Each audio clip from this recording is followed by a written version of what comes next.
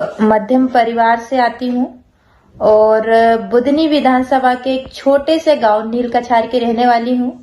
न कहीं हमारे जो आदिवासी समुदाय के लोग हैं, आदिवासी समुदाय ही नहीं, पूरे देश के किसी भी वर्ग के लोग इस पार्टी में जुड़ सकते हैं। एक तरीके से हमारे घर परिवार की ही बात है, तो उसको जाहिर ना करते हुए, पर जो भी है, गोंडवाना भी मेरे लिए, गोंडवाना गणतंत्र पार्टी भी मेरे लिए अच्छी है, क्योंकि कोई नहीं है टक्कर में, कहाँ पड़े हैं चक्कर में, और कोई नहीं है साधना मैम के टक्कर में। देश की जहां पर 18 सालों से लगातार भाजपा ने वहां पर राज किया है। बेटा, हम गोंडवाना राज हुआ करता था हमारा।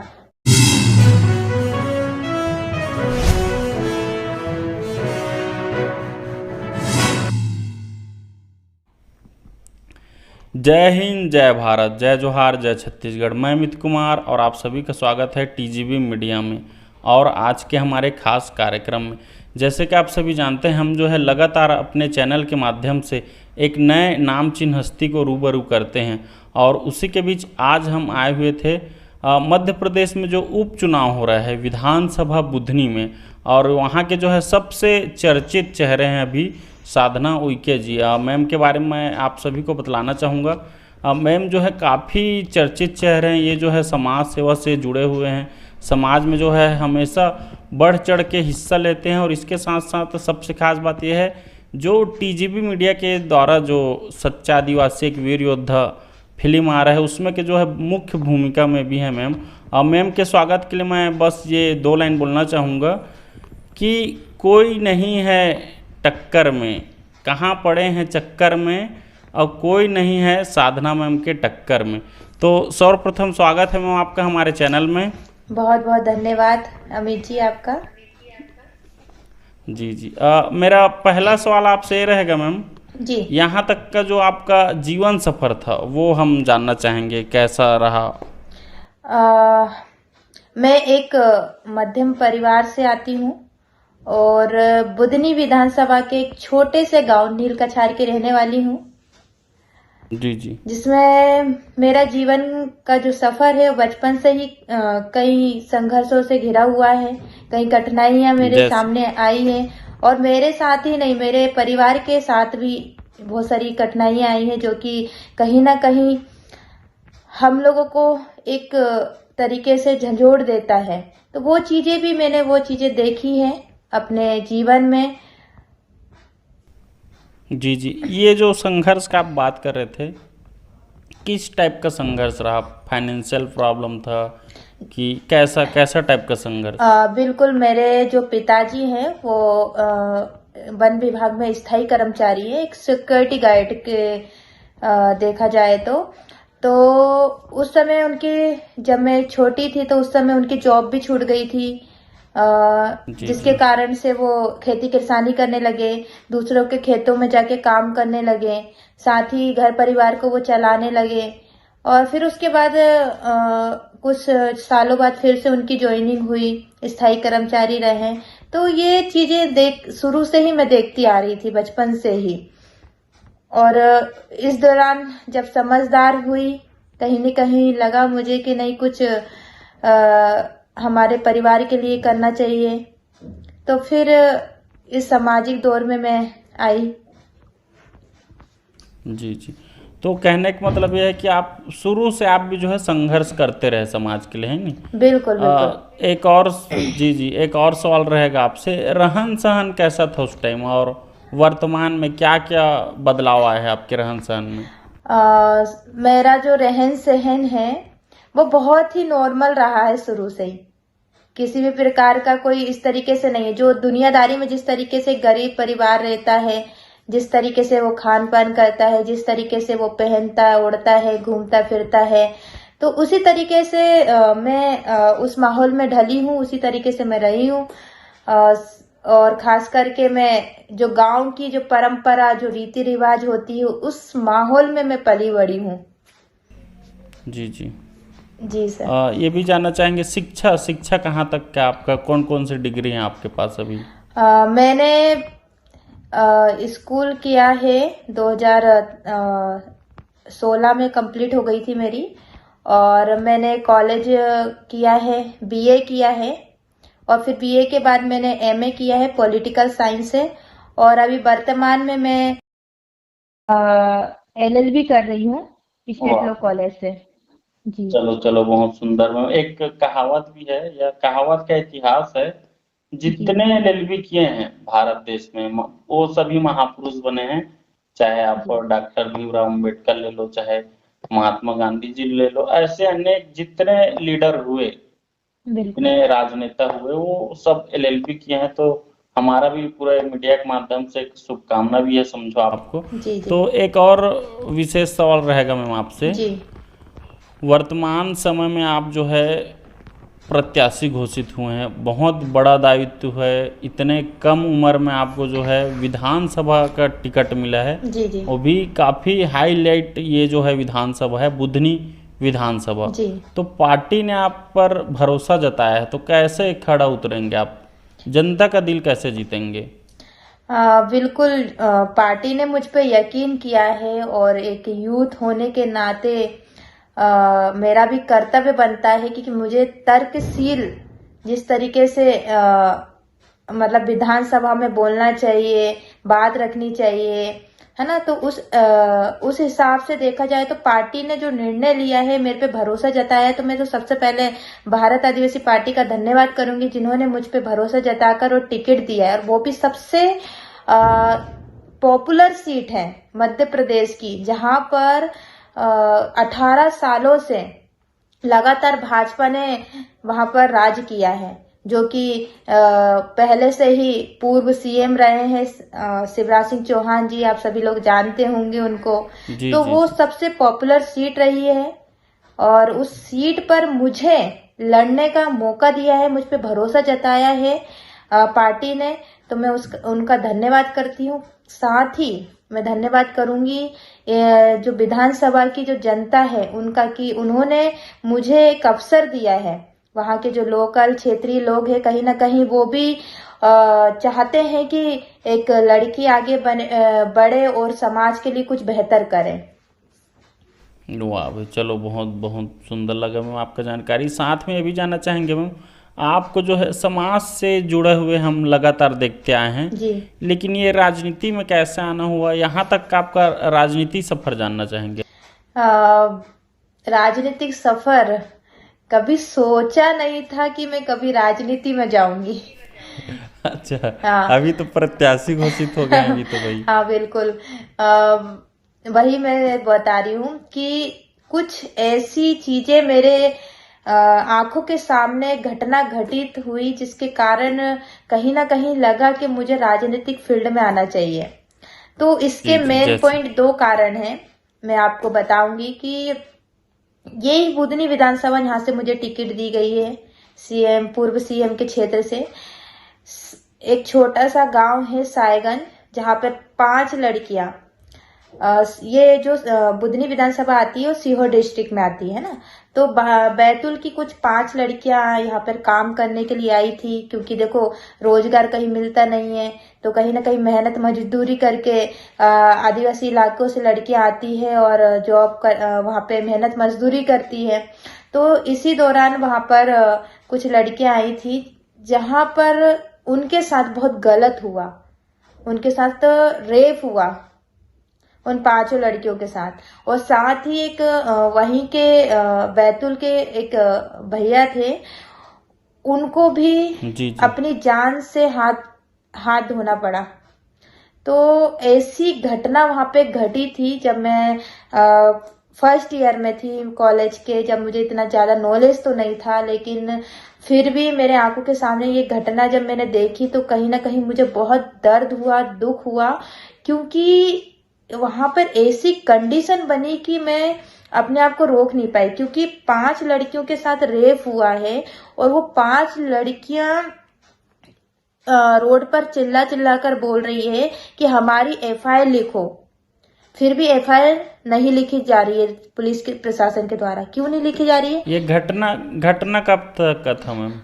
सर ये घटना 2018-19 की है, मेरे को एग्जैक्ट डेट नहीं पता है, लेकिन वो मेरे लाइफ का पहला आंदोलन था जहाँ पे मैं शामिल हुई थी और उन लड़कियों के लिए आवाज उठाई थी। जी जब मैं जेएस संगठन में थी तो वहां पर 5 लड़कियों के साथ रेप हुआ और लड़कियां रोड पे चिल्ला चिल्ला के बोल रही हमारी एफआईआर लिखिए, लेकिन एफआईआर नहीं लिखी गई। पुलिस प्रशासन पे इतना दबाव पड़ा वहां पर कि उनकी एफआईआर नहीं लिखी। फिर भी हम लोग ने वहां पे आंदोलन किया, फिर एफआईआर लिखवाया, लेकिन हमें एफआईआर की कॉपी भी नहीं दी।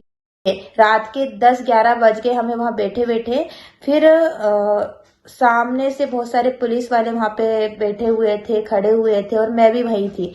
तो कुछ पुलिस वालों ने मुझसे एक बात कही, जितने भी अधिकारी लोग थे, उन्होंने बोला बेटा आप एक दिन बहुत बड़ी पुलिस ऑफिसर बनोगी। वाह। हाँ, तो फिर मैंने उनसे बोला कि सर आज तो आपने मेरी आंखें खोल दी है। मैंने बोला जिस वर्दी के पीछे मैं इतना भागती थी, मैंने एनसीसी भी किया है, उस वर्दी को पाने के लिए मैं जी जान एक कर देती थी और मुझे बहुत प्यार था उस वर्दी से। लेकिन मैंने उस दिन पुलिस वालों से बोला कि सर आप लोग जनता की सेवा के लिए नहीं बने हो, आप लोग नेता मंत्री की सेवा के लिए बने हो। तो उस दिन का दिन है, पुलिस वालों से आंखों में आंख मिलाकर मैंने बात करी, और उसी दिन का दिन है कि मेरे दिमाग में एक चीज बैठ गई कि नहीं, मैं किसी की नौकर नहीं बनूंगी, और मैं बनूंगी तो कुछ ऐसी बनूंगी कि जिसके जो आज पुलिस वाले आगे पीछे घूम रहे हैं ना, जिसके दबाव में इतना प्रेशर पड़ा है ना, जी जी। कि मैं ऐसी व्यक्ति बनूं कि मैं खुद इन पे दबाव डालूं। क्योंकि जिले का कलेक्टर पढ़ा लिखा समझदार और इतने सारे एग्जाम फाइट करके कलेक्टर बनता है, वो एक विधायक के सामने झुक रहा है, उसके आगे पीछे घूम रहा है। जी जी। तो बड़ा ही सोचने वाली बात आई यहाँ पर। तो मेरा राजनीति में सबसे बड़ा ये कारण था आने का कि भाई कुछ बेहतर करना है और अपने समाज के लिए करना है, और ये शोषण अत्याचार के खिलाफ आवाज उठाना है और विधानसभा में बात रखनी है। तो यही कारण था। और दूसरा कारण था मेरा राजनीति में आने का कि मैंने गांव में, रिश्तेदार में, शहरों में ये चीजें बार बार सुनती हूँ, एक ही चीज सुनती हूँ कि लड़कियों के लिए राजनीति अच्छी नहीं होती है। तो ये चीजें सुन सुनकर कहीं ना कहीं मुझे लगा कि मैं इनको झूठा साबित करके दिखाऊंगी। और ये सिर्फ ये जो बातें आती है सिर्फ मध्यम परिवार में ही सबसे ज्यादा आती है। जी। बाकी आप देख सकते हैं इतिहास उठा के कि प्रधानमंत्री भी बनी है महिला ही, राष्ट्रपति अभी वर्तमान में महिला ही है। सही। भाई जो महिला घर को संभाल सकती है, वो महिला के पूरे देश को नहीं संभाल सकती। तो कुछ ऐसे तुच्छ मानसिकता के लोग हैं हमारे देश में जो कि कहते हैं कि लड़कियों के लिए राजनीति अच्छी नहीं है। मैं तो ये कहती हूँ कि राजनीति हर घर घर में है, बस समझदारों के लिए इशारा ही काफी होता है। तो बस उनकी बातों को गलत साबित करने के लिए कि लड़कियां भी बहुत कुछ कर सकती हैं और राजनीति में नेतृत्व कर सकती है, बढ़ चढ़कर हिस्सा ले सकती है, यही कारण था मेरा राजनीति में आने का। वाह भाई, चलो बढ़िया लगा आपका जो जानकारी साझा की है। साथ में ये भी जानना चाहेंगे मैम हम जी। भारत आदिवासी पार्टी से जो है प्रत्याशी हैं अभी आप, तो इसका एक्चुअल में मोटो क्या है, उद्देश्य क्या है पार्टी का? कई बोलते हैं कि भाई आदिवासी लिखा है तो जातिगत आधारित है, इस पर क्या कहना चाहेंगे आप? देखिए, पार्टी का नाम कुछ भी हो, पार्टी में रहने वाले लोग, उनकी विचारधारा अच्छी होनी चाहिए, है ना।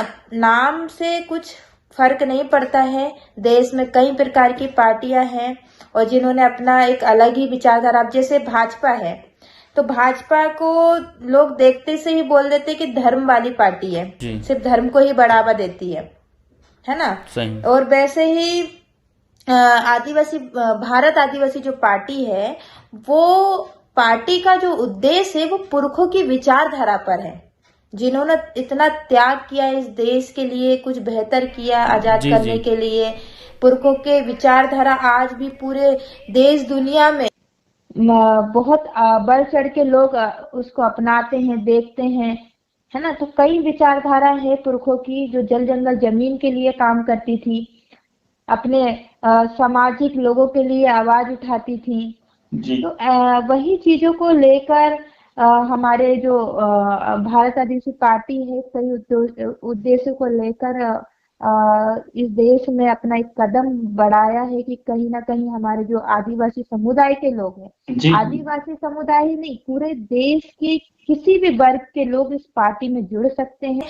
बस एक ही उनकी शर्त रहती है कि वो पुरखों की विचारधारा पे और उस प्रकृति के अनुसार चले, तो बेहतर तरीके से कुछ करने का उद्देश्य लेकर पार्टी आई है और बेहतर आगे करेगी भी। अच्छा, साथ में ये भी जानना चाहेंगे मैम, अब बात जी। करके बहुत अच्छा लग रहा है आपसे। यहाँ तक पहुँचने में हाँ। आपके प्रेरणा स्रोत या कहे योगदान, या आप अपने गुरु किन को मानते हैं?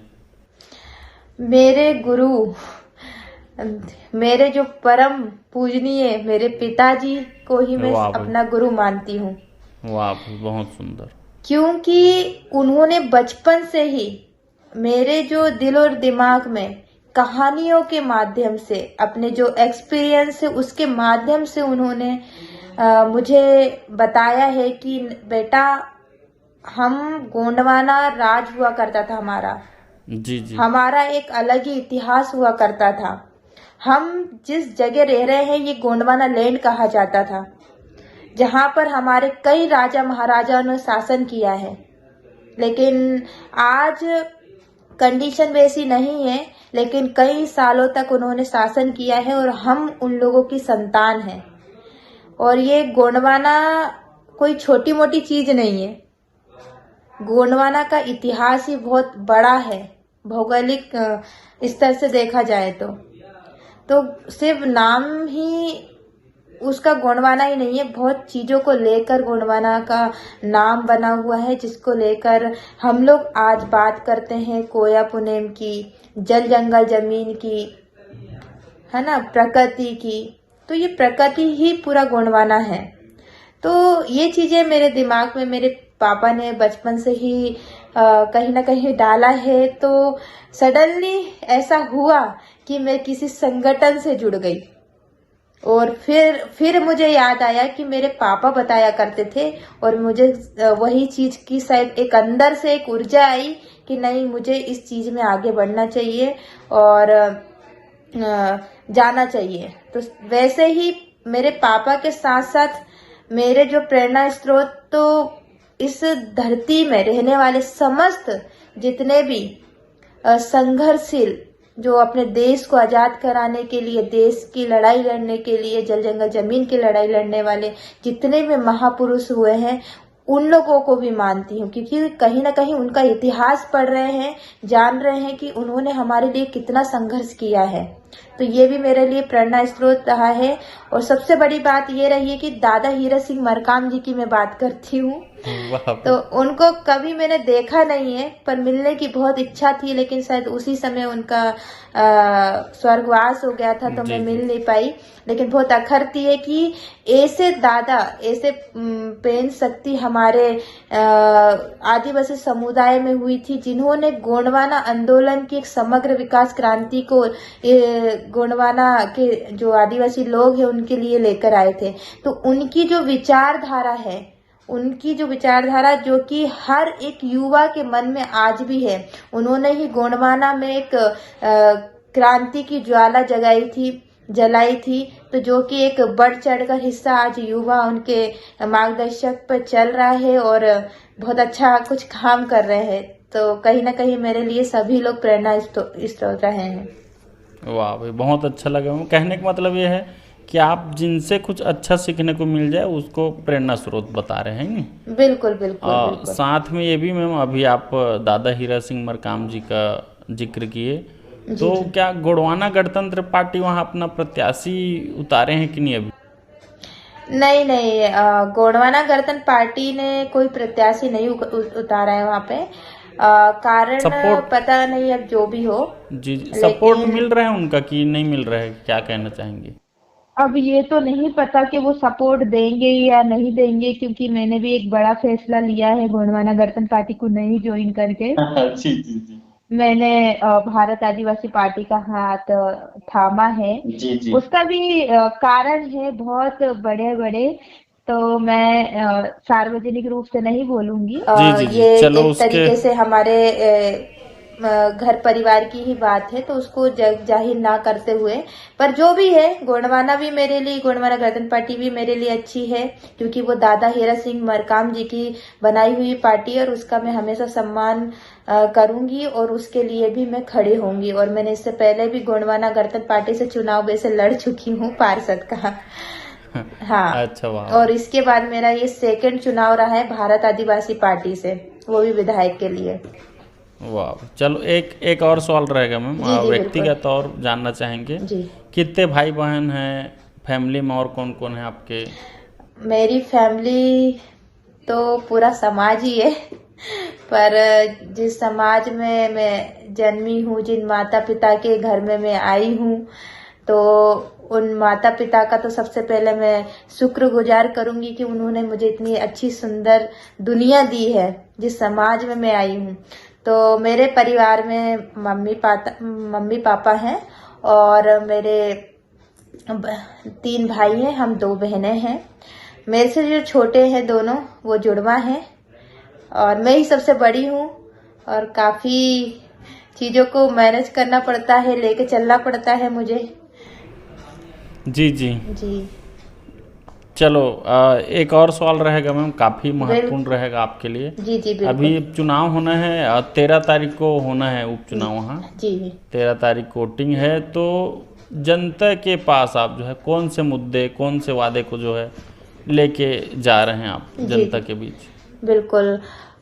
फिलहाल तो हम देख रहे हैं कि अ, आखिर मतलब लोगों को चाहिए क्या है, उनकी क्या नीड है, जिसके कारण हम एक विधायक बनाते हैं, सरकार बनाने का प्रयास करते हैं, लेकिन जो गरीब जनता है, जो शोषित पीड़ित लोग हैं, उनका दर्द मुझे नहीं लगता कि गवर्नमेंट देख पा रही है, या जो नेता विधायक बन पा रहे हैं वो देख पा रहे हैं, क्योंकि सिर्फ और सिर्फ नेता विधायक जितने भी लोग हैं, वो 5 साल में एक बार जाते हैं सिर्फ वोट मांगने के लिए। लेकिन मेरा इस पार्टी के माध्यम से लोगों के बीच तक पहुंचने का जो रास्ता है, वो दिल से है, क्योंकि मैं उस स्थितियों से गुजरी हूँ, और उस स्थितियों को मैंने अपने आसपास देखा है, समझा है, जाना है कि क्या कंडीशन है।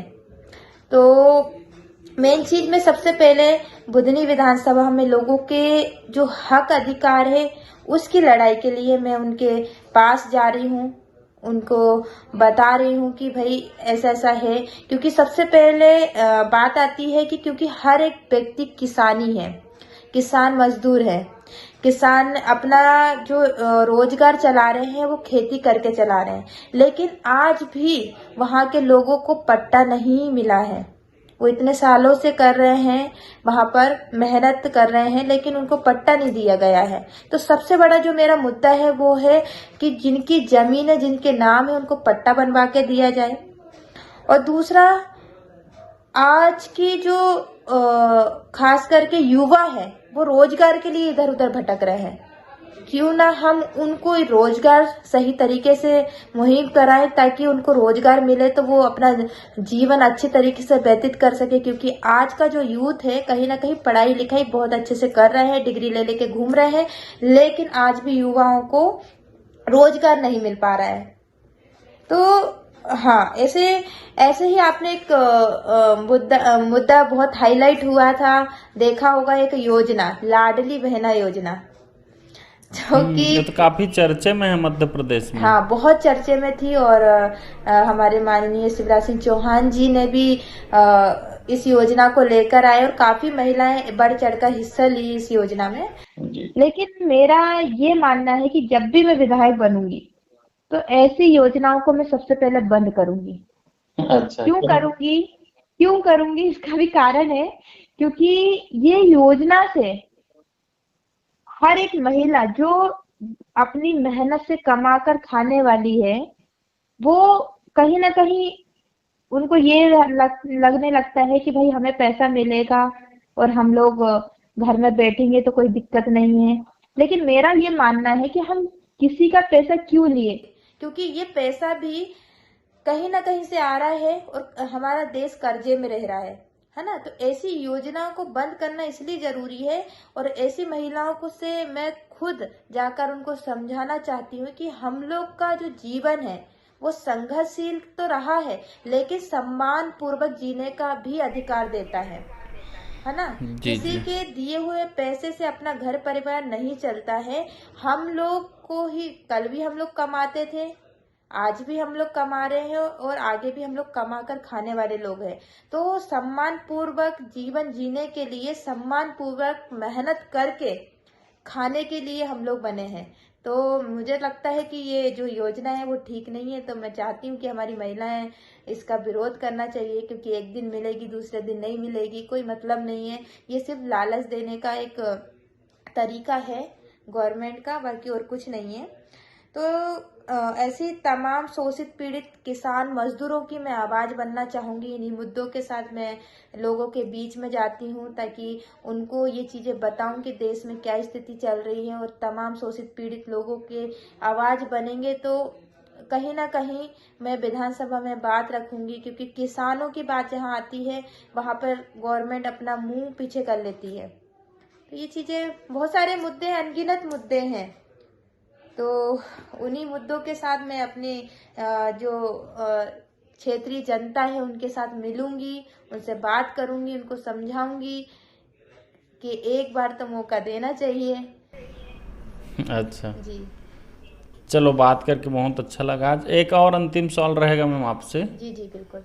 जो आपके दर्शक हैं, जो आपके चाहने वाले हैं, जो जनता आपको देख रहे हैं, उनको आप हमारे मीडिया के माध्यम से और क्या कहना चाहेंगे? अ, जो जनता है उनका तो मैं सबसे पहले बहुत बहुत धन्यवाद करूंगी कि वो मेरा वीडियो को देखेंगे।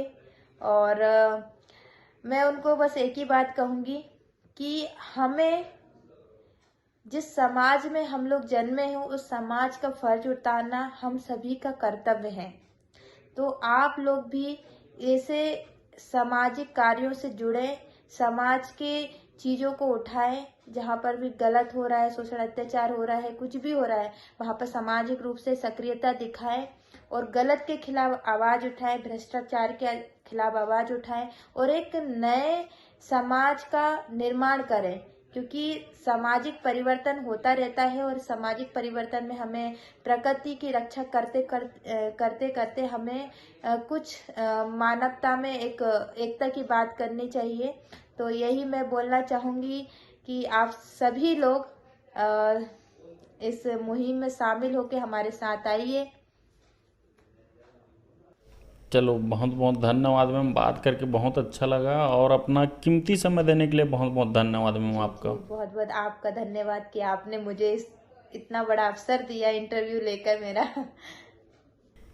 जी जी, पुनः बहुत बहुत धन्यवाद मैम आपका। तो साथियों, आज हमारे बीच थे बुधनी विधानसभा के वर्तमान समय के जो है प्रत्याशी भारत आदिवासी पार्टी से। काफ़ी युवा हैं, काफ़ी यंग हैं और काफ़ी पहले से ही काफ़ी नाम है मैम का, और उनका आज हम एक बायोग्राफी इंटरव्यू भी किए हैं। कौन से मुद्दे हैं वो भी पूरा मैम ने जो है बताया है। बहुत ही अच्छा रहा इंटरव्यू। ये इंटरव्यू जो है युवा वर्ग के लोग ज़रूर देखें, और जो खासकर जो 13 तारीख को वोट डालने जा रहे हैं वो ज़रूर देखें, और वीडियो को जो है ज़्यादा से ज़्यादा शेयर ज़रूर करें। और एक ही रिक्वेस्ट है कि वीडियो को अंत तक ज़रूर देखिएगा, और मिलते हैं एक और ऐसे ही नामचीन हस्ती के साथ। तब तक बने रहें टीजीबी मीडिया में। मैं अमित कुमार, धन्यवाद। और सबसे खास बात आज के इंटरव्यू के बारे में ये बतलाना चाहेंगे, ये इंटरव्यू जो है लाइव था और लाइव कवरेज हुआ है। इस नाम से कुछ त्रुटि आ सकती है तो उसके लिए हम क्षमा चाहते हैं। बाकी अगर वीडियो जो है अच्छा लगा तो ज़्यादा से ज़्यादा शेयर ज़रूर करिएगा। धन्यवाद।